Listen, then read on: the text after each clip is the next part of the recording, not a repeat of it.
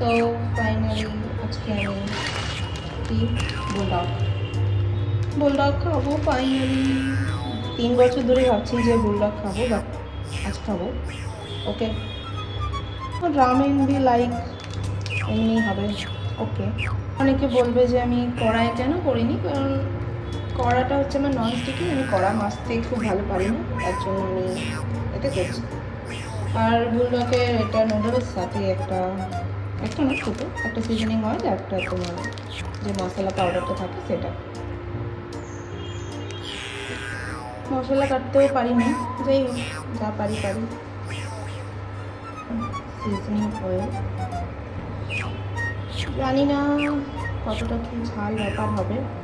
যদি বেশি ঝাল হয়, ঝালে আজকে আমি মরতে চলেছি, আর কালকে মর্নিং ডিউটিতে আমি যাবো।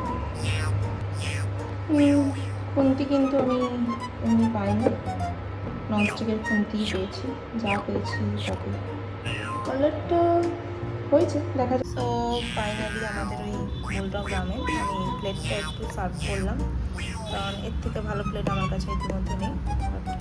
হ্যাঁ, আমি একটু সাজা গুছোতে যাই না, বাট এটাই হচ্ছে সেই বুলডগ রামেন।